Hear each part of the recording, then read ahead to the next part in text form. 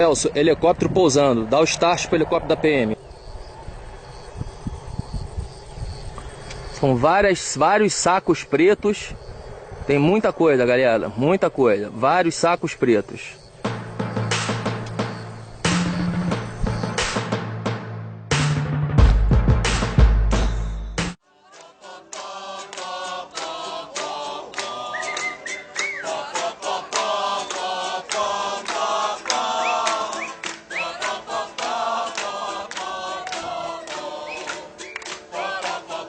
A Polícia Federal e a Polícia Militar do Espírito Santo divulgaram que no dia 24, divulgaram no dia 25, uma segunda-feira, que na véspera tinham feito uma apreensão de 445 quilos de pasta base de cocaína que tinham sido transportados por um helicóptero.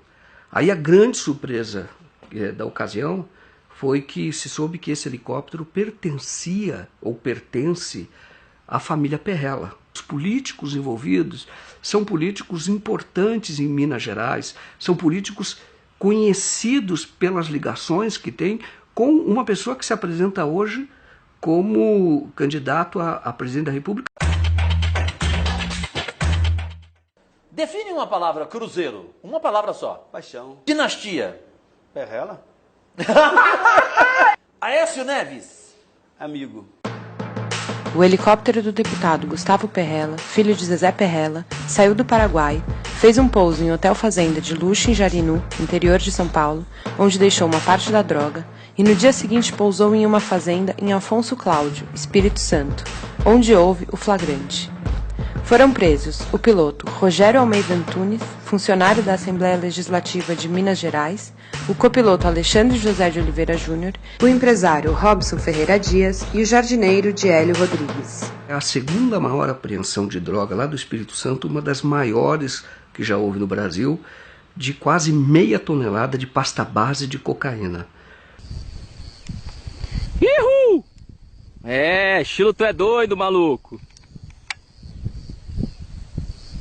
Essa investigação, vou dizer, é uma pena que ela acabou, que a Polícia Federal fez questão de livrar todo mundo, que o procurador saiu, mas o maior prejuízo é que ela realmente poderia contar melhor a história do tráfico no Brasil. Será que tem muita droga aí, meu irmão? Tem. Vamos lá, a gente vai lá, você precisa fazer uma cópia, aquele link. Há uma tendência muito grande do processo ser anulado. E ele sendo anulado, o helicóptero perde a razão de ser. É como se não tivesse havido esse tráfico. Nos dias seguintes ao da apreensão, ao da divulgação pela Polícia Federal, os fatos foram todos jornalisticamente, os fatos divulgados, jornalisticamente muito relevantes, surpreendentes. Então você descobre que o piloto ele era funcionário da Assembleia Legislativa de Minas Gerais. O próprio deputado autorizou o transporte, dizendo que não sabia do que se tratava, mas autorizou que se fizesse esse transporte. Aí começa a ter algumas informações não confirmadas de que a cocaína teria vindo do Paraguai e iria para a Europa. Então torna essa apreensão ainda mais, vamos dizer assim, relevante do ponto de vista criminal, porque é tráfico internacional. Mas a imprensa em geral, ou a imprensa, a chamada grande imprensa, não deu bola para isso. Não deu bola. Ela tentou esconder o caso, esconder rapidamente, falava muito pouco, não falava muito das ligações políticas do senador Zezé Perrella. Não houve divulgação na mídia impressa, por exemplo, ou na televisão da liberação dos traficantes. Uma liberação feita no dia em que eles prestariam o depoimento ao juiz. O juiz não quis ouvir o depoimento. Poderia ter ouvido o depoimento e liberado depois, mas não. Antes que a audiência começasse, ele veio com a decisão de que não iria ouvi-los. O procurador, então, ele simplesmente abandona o caso, insiste para abandonar o caso e diz o seguinte: olha, eu não posso porque agora eu sei de fatos, ouvi coisas que me fazem testemunhas de defesa dos traficantes. Então é uma coisa absurda, entendeu? A pessoa sai da condição de acusador para ser testemunha de defesa dos traficantes. Você imagina, por exemplo, num outro caso famoso, o caso do Mensalão. Você imagina o procurador da República, na época, o Gurgel, ou mesmo o anterior, ele simplesmente, depois de iniciada toda a acusação, ele diz, olha, não posso mais, eu agora vou ser testemunha de defesa dos acusados. É um total escândalo. Quer dizer, mostra a disposição do órgão de acusação, aquele que deve fiscalizar, aquele que deve acusar, mostra ele, na verdade, preocupado em livrar a cara das pessoas.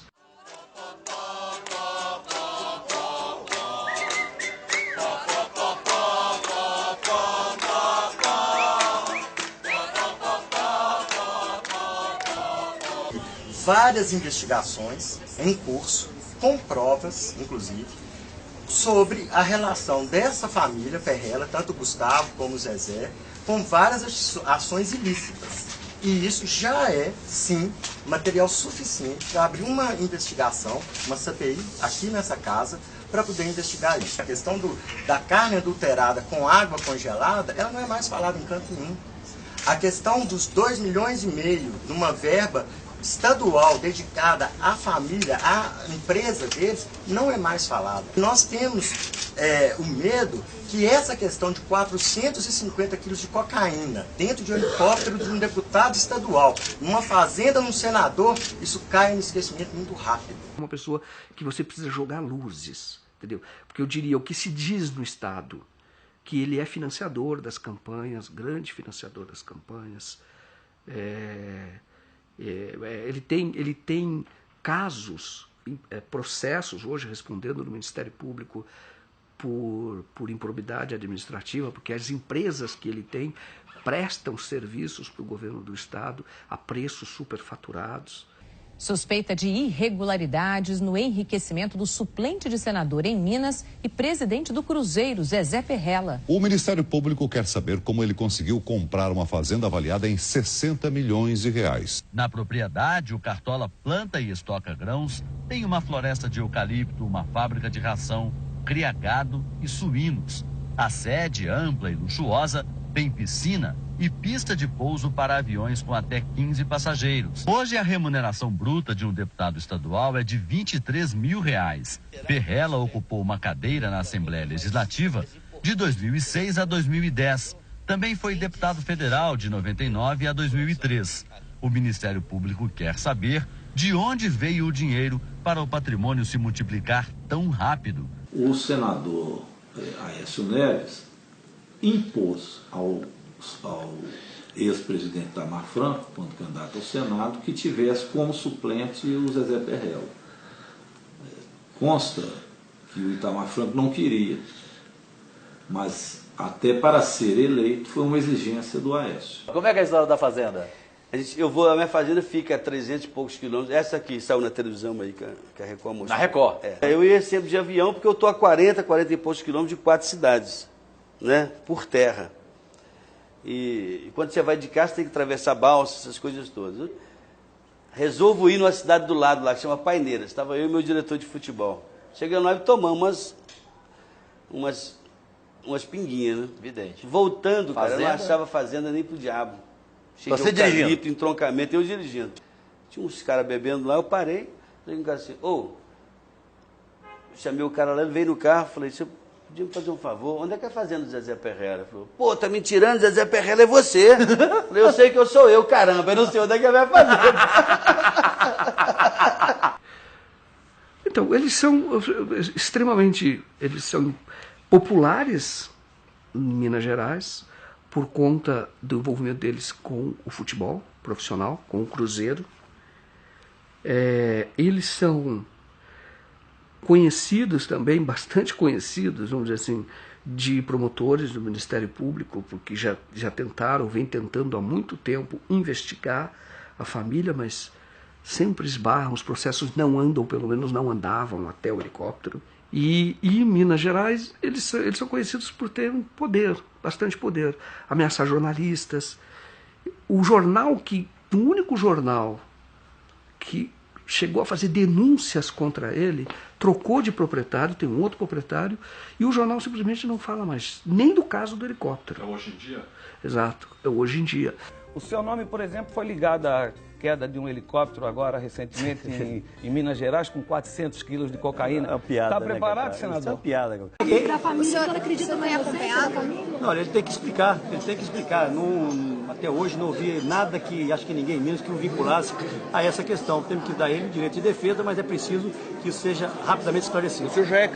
A blindagem em Minas é absoluta, né? Eu costumo dizer que em Minas Gerais, por exemplo, não existe mais a tese de Montesquieu, a separação dos três poderes. Aqui, executivo, legislativo e judiciário se misturaram num só. A gente costuma dizer que se foi trocado pelo lema dos mosqueteiros, né? Um por todos e todos por um. Se é verdade que não há envolvimento dos proprietários, mas por que esse helicóptero foi usado? Então, o helicóptero, ele acabou sendo, ele é um grande ponto de interrogação. 3 ou 4 dias depois da apreensão, você tem o delegado da Polícia Federal que convoca, que chama a imprensa para dar uma entrevista cujo objetivo era mostrar ou dizer que para a Polícia Federal, o Zezé Perrella, dono, senador dono do helicóptero, o deputado dono do helicóptero, não tinha nenhuma relação com esse caso. Ele veio num papel que não é dele. O papel dele é apurar.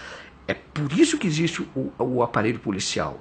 O chamado, quando as pessoas que entendem de direito dizem, o chamado contraditório, quando você vai provar que não é bem assim, você vai dar uma versão contraditória, esse é o papel do judiciário, é quando chega ao juiz. Mas até ali, você tem um aparelho, o aparelho policial, o aparelho do Ministério Público, é justamente de acusação. É justamente de buscar, quando vem indícios, buscar elementos para poder acusar. Isso é para proteger a sociedade. Só que não é justo que essas pessoas, nesta fase de indiciamento ou de suspeita, elas sejam presas. Mas, enfim, elas são efetivamente suspeitas. Agora, depois você tem o judiciário, que seria imparcial, que julga ouvindo advogado de defesa e Ministério Público. Neste caso, você parece que só tem defesa. Você não tem acusação. E aí quando se diz que a própria imprensa que tem esse papel, nós ouvimos já que ela é o cão de guarda da sociedade, que ela tem esse papel de fiscalização, ela também não fez, ela também se omitiu. Você tem, por exemplo, uma pessoa do Rio de Janeiro, que é o Robson Ferreira Dias. A polícia disse que ele era um comerciante, assim, menosprezou, como se fosse uma pessoa um laranjão. E não é. Esse era empresário de futebol, também empresário de futebol profissional. E tem muitos bens na cidade dele, em Araruama. Ele fez viagens para negociar a compra da cocaína na Colômbia. Ele fazia os contatos na Europa. O Alexandre tem uma escola de pilotos em Campo de Marte. E aí quando você conhecia o Alexandre, então você vê que o Alexandre era um empresário em ascensão, crescendo muito rápido. Em 3 anos ele não tinha nenhum helicóptero, passou a ter 5, muitos alunos, ele muito ambicioso, muito articulado, muito preparado, muito inteligente, sem nenhuma passagem pela polícia. Ele era maçom, participava de associações de pilotos, ele era um cara respeitado, entendeu? Como empresário, em ascensão. 26 anos e um empresário. Deu entrevista em rede nacional. Alexandre, você é traficante? Não sou traficante. Com toda sombra de dúvida, não sou traficante. Mas você foi buscar cocaína e levou para o Espírito Santo? Negativo, Sr. Joaquim. Fui contratado para fazer um voo do Paraná para o Espírito Santo de produto eletrônico e veterinário. Em momento algum nós tínhamos conhecimento que estávamos transportando cocaína. Nem eu e nem outro piloto, o Rogério. O senhor acha que foi usado? Com certeza foi usado. Com que objetivo? Olha, eu não sei te dizer, mas eu acredito que qualquer piloto que soubesse que estivesse transportando cocaína não pousaria em nenhum aeroporto controlado. Você entendeu? A gente pousou em Avaré, pousamos em Divinópolis, Você entendeu? Com conhecimento da carga, se tivéssemos o conhecimento, a gente não pousaria em nenhum aeroporto. Agora, Alexandre, de qualquer forma, pelas fotos que a gente vê, eram tabletes ali de cocaína. Pelo menos vê no porta-malas do carro, vê no banco de trás. Isso eles abriram as malas para jogar no carro. Mas quando saiu da aeronave, tanto no vídeo da Polícia Federal, estava tudo em sacos pretos, né? Estava em malas pretas e caixas, né? Então eu acredito que eles rasgaram para jogar no carro, né? Para caber, até porque o volume era... E quando você viu? Aí a gente se desesperou, tanto eu como o Rogério, né? Os dois correram para abastecer. Só que aí então a aeronave já tinha sido desligada, né?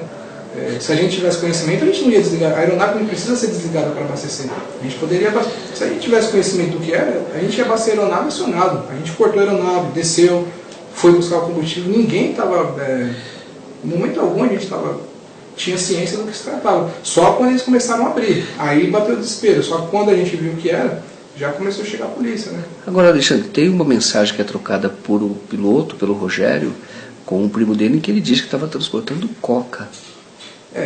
E tira até uma foto. E transmite uma foto. Eu não tive acesso a isso, eu não vi. O que eu posso garantir é que a mercadoria veio toda em malas e caixas fechadas. A gente não tocou em nada, a gente não carregou a aeronave em momento algum. E qual era a linha de defesa do senhor? A nossa linha era justamente isso aí. Que ele não tivesse conhecimento que era droga. Seria isso aí tentar saber que ele é primário, é uma pessoa que nunca se envolveu com crime. É um empresário. Para nós foi surpresa também. O que o senhor acha que vai dar esse processo? A justiça tem que decidir. Esse processo, sob a minha ótica, está nulo. A prova ilícita não tem valor algum. Por que São Paulo, que tem a maior frota de helicópteros do mundo, e esse piloto que nos deu entrevista, foi ele que articulou o transporte? Então foi ele que trouxe um helicóptero de Minas Gerais para fazer esse transporte. Teoricamente foi ele que trouxe. Mas eu me pergunto, mas por que ele precisava trazer de Minas, se aqui em São Paulo tem tanto helicóptero? Ele próprio tinha 5 helicópteros. E ele é o menor nessa cadeia. Você percebe que ele recebe ordens. Quando você vê a investigação, eles falam todos em códigos, com apelidos. Ele é subalterno. A descoberta foi da polícia, esteve lá, só que ela não valorizou isso dentro do processo. Porque a droga, pela legislação, o próprio território do hotel, por ter guardado a droga, está sujeito até a confisco, assim como o helicóptero. E então são pessoas que são empresários, sem nenhuma passagem, riquíssimos, são donos do hotel. Num Jeep verde, eram 3 homens que vieram até o helicóptero, pegou o Jeep e levou para dentro do hotel.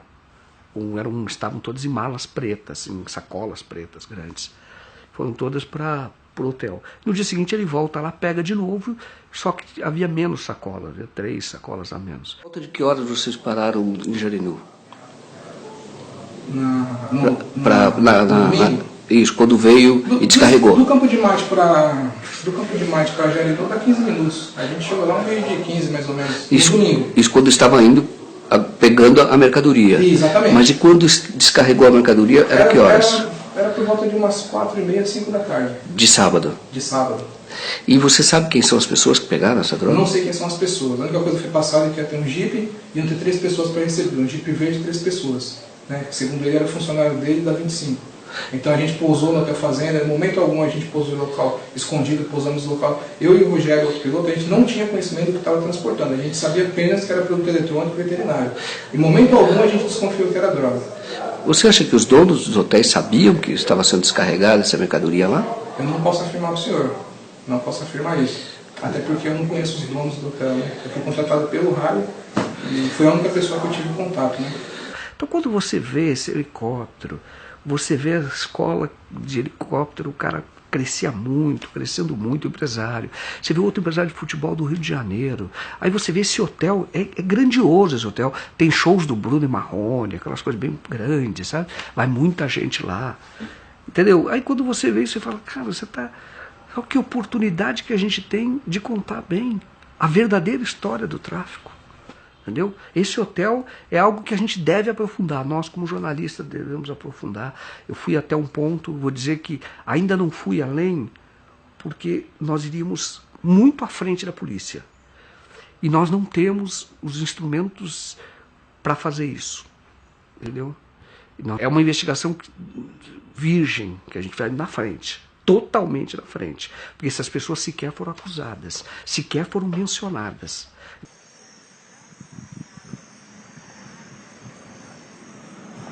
Afonso Cláudio, ela vive assim. Afonso Cláudio é uma cidade pequena, uma cidade de 30 mil habitantes, de atividade agrícola assim, intensa, cidade de morros. E de repente um helicóptero aparece lá, de um senador de um outro estado, que para eles, Espírito Santo é um estado muito pequenininho, eles veem Minas Gerais como uma potência, entendeu? Uma grande potência. Então vem de lá com quase meia tonelada de cocaína, de pasta à base de cocaína. O próprio juiz com quem eu conversei longamente, ele recebeu a visita da DEA, agentes americanos, justamente para dizer, primeiro, o Brasil é a porta de entrada de droga para a Europa. Segundo, o Espírito Santo, o porto do Espírito Santo, é muito usado por isso. Meia tonelada de pasta base, que custa, na ponta inicial do tráfico, as pessoas falam entre 4 e 6 milhões. E que você pode render lá fora, depois que você faz a mistura, uma cocaína de qualidade na Europa, as pessoas falam que renderia pelo menos 50 milhões. A investigação mostra isso, que eles tinham contato com uma pessoa chamada Jimmy, que era de Amsterdã, e eles estavam negociando o envio para lá de convites, eles chamam convites.